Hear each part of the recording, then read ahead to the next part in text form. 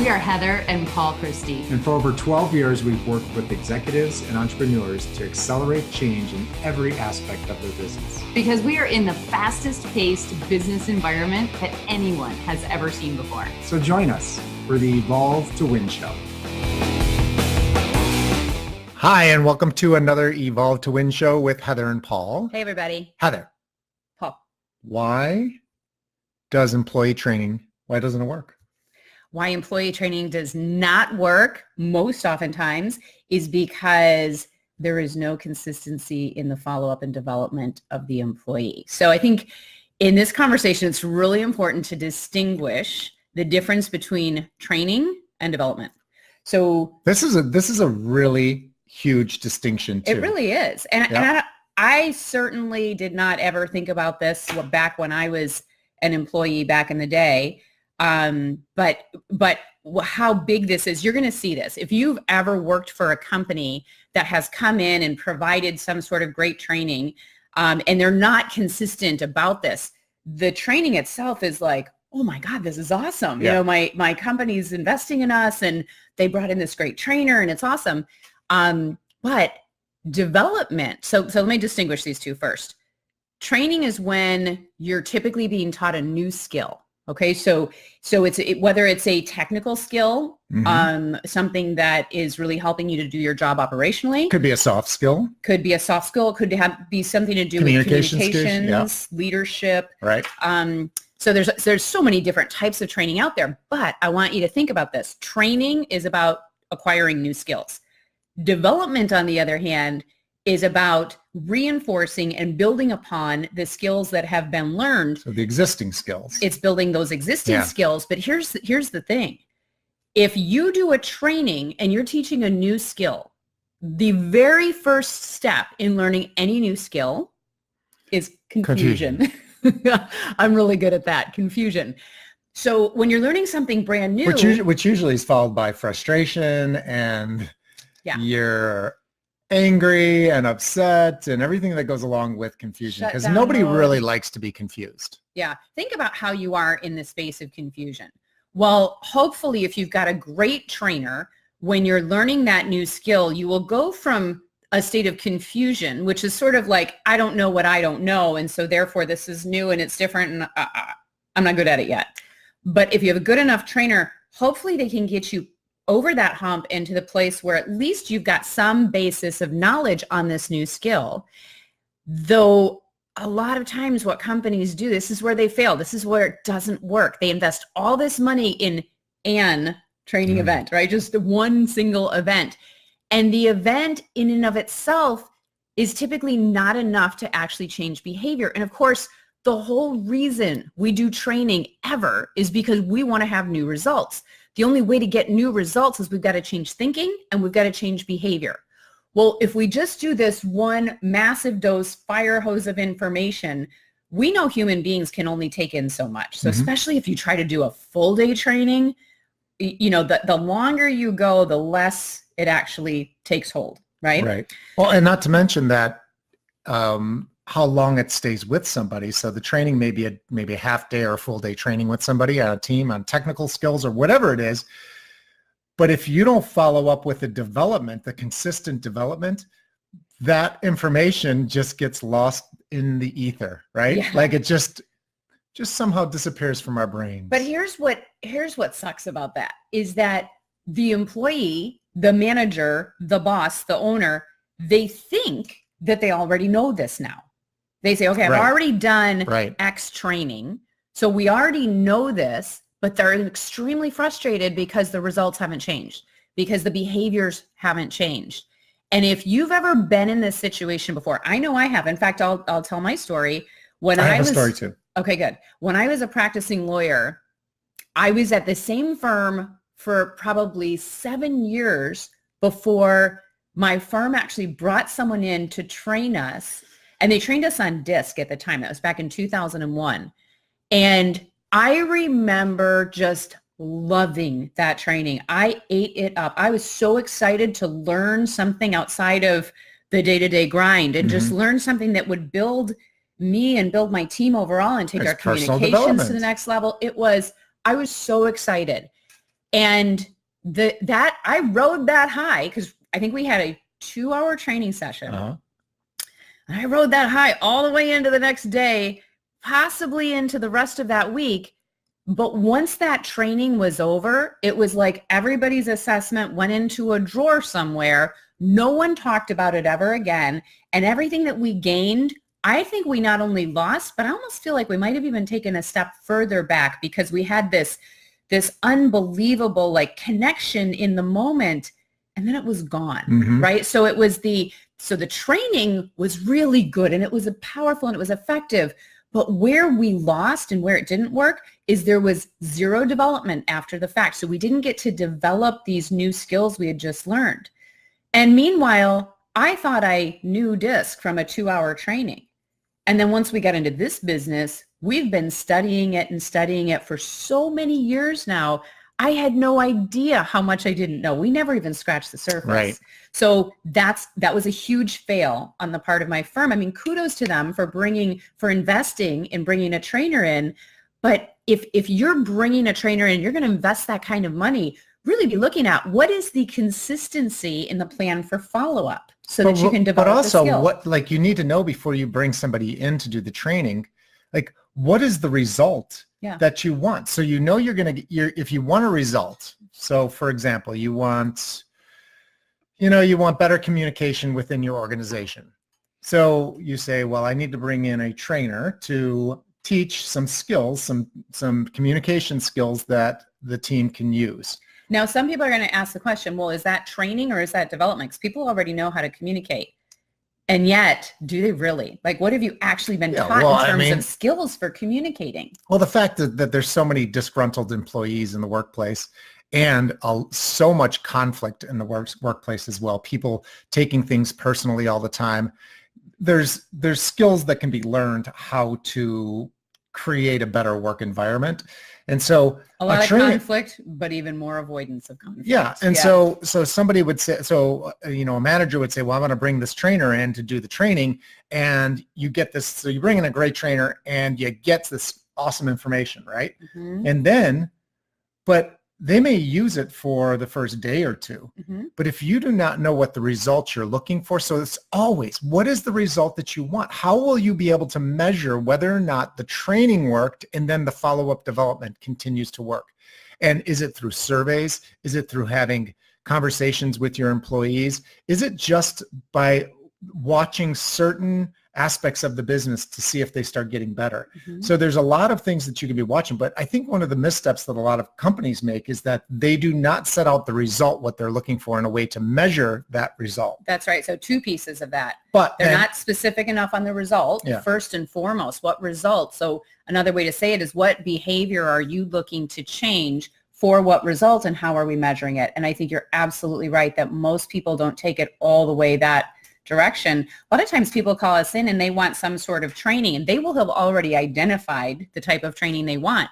And when we dig deeper and we ask questions, we find out that they need something completely different. They're looking at a symptom and they see what they think is a solution, but it's not to really get crystal clear on the result you're after. Can you identify the training need? But how are we measuring it? And then there's that next piece, which is, what do we need to do to develop this new skill? Because we're dealing with human beings who are habitual, right? And one thing we know about training, we're looking to develop a new skill. We're looking to change behavior, because it doesn't take a professional training to get people to do what they're already doing. That's going to happen anyway. So when you think about this, when you define the behavior that needs to change, you do the training, what is that follow-up mechanism? And if the person if you're using an outside trainer, maybe you're using an internal trainer, doesn't matter, whoever you're using, what is the path for consistency and follow-up? There's a few things that are really going to show up if you don't have that development plan in place. Number one, you're going to lack consistency. So let's just talk about an experience we had on Friday, lunchtime. Where did you take me for lunch on Friday? Oh, should I say? Yeah. Okay. So we went to lunch at Cooper's Hawk, and there's a Cooper's Hawk in Naples, Florida, where we live. And we absolutely love Cooper's Hawk, love the food. We love the just the feel of the place, the ambiance, the everything that they do there. The cool little store they have. The wine's concept. okay, but I mean, well, it depends. I think Yeah, sometimes the the wine's concept really is good, great. but the Cooper's Hawk, I love their business model. I love their concept. And so here, and we've been to Cooper's Hawks in probably 3 other states in addition to the one that we've been to in Naples. So what happened on Friday, unfortunately, has happened too many times to us down here, is we had some really terrible service. Right. Everything from the server herself in just not being attentive. There was like a 30-minute period and we were there on a weekday during lunch and It's we're not busy right now, retired yeah. and it wasn't busy. And to be fair, she got slammed. I think part of it is a management issue that they don't have their staffing numbers right. So what's really interesting is, and then the second part was, they hadn't even done a check on their tables. And so all the outside tables were so far off, they were missing feet, like so much so that you couldn't eat on the table. Yeah. And we couldn't find a different table to go to because so many feet were missing. So Paul, MacGyver's it and puts his napkin underneath there. Anyway, we finally, I tried to wave our server down twice and she saw me both times, but I guess just couldn't get to me. And so we asked one of the busboys, hey, can you please get our server? We got to go. And the manager then happens to walk by and she asked how we're doing. And I was like, you know what? Not so good. We were going to go talk to her before leaving. So one thing we're committed to doing is to helping businesses really understand what sort of service they're providing, whether it's great, whether it's not great. I feel like the managers need to know because you can't fix what you don't know. So we shared our feedback with the manager. Now, here's the great news. They've already identified that they have had issues in their Naples store. Mm-hmm. In fact, they brought 3 different management positions in from different successful Cooper's Hawk locations. So they've actually relocated successful managers to be here in Naples. So all of you who are here with us and you've been frustrated at some time about the service there, it is a work in progress. They're on it. They're fixing it. I was so happy to hear this because we love the food. We want to go back. So hopefully we'll have a success story and follow up. But let me just go back to the number one issue here. Is consistency. Now, if we've been to Cooper's Hawk locations, we expect a certain level of service. And when you don't get it, guess who you tell? Everyone. Everyone. We're telling you right now. But again, hopefully this is a success story because they're on it. So consistency is a major issue. So again, we're talking about why employee training doesn't work. And the reason it doesn't work is because most companies don't follow the training up with a development program that really reinforces and builds upon the new skills that have been learned. So we already talked about there's 3 issues that really happen when you don't have that development plan in place. One is you lose consistency. Mm-hmm. We just shared a story about that. The second one is your engagement levels are going to drop within your organization, right? Employees, human beings, love growth and development. So if you're not developing your team, then the chances are really good that your engagement levels are going down. Now, we've heard it said before, like we've had business owners say, but I don't want to spend all this money developing my team and then they're just going to leave and go work for somebody else.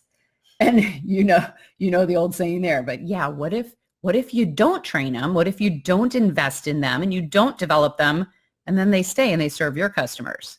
Yeah, and employees these days are looking to be developed. Absolutely. And there's nothing more frustrating than when you get trained as an employee, like you mentioned in your story. Yeah, I you had the have same one experience as well. I worked for a printing company and a guy had a great business he was running, but he sent us to a sales training program and we went for one day and they talked about where, they have the 1-day training and then you're supposed to have the follow-up afterwards. And this is supposed to go on for as long as you want. It was sort of like a membership program, but you just stay within. So you're always having that conversation about the sales skills and tools that they taught. Well, we had the sales training program, which was great. Super excited about it. Learned so much, but then I didn't invest in it. He didn't invest in it.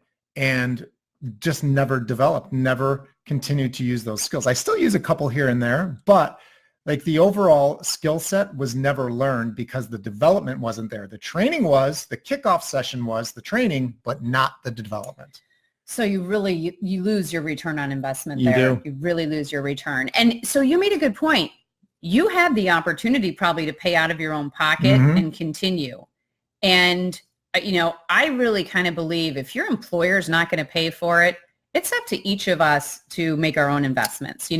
I was seeking a mentor when I was younger and could not find her, could not find him.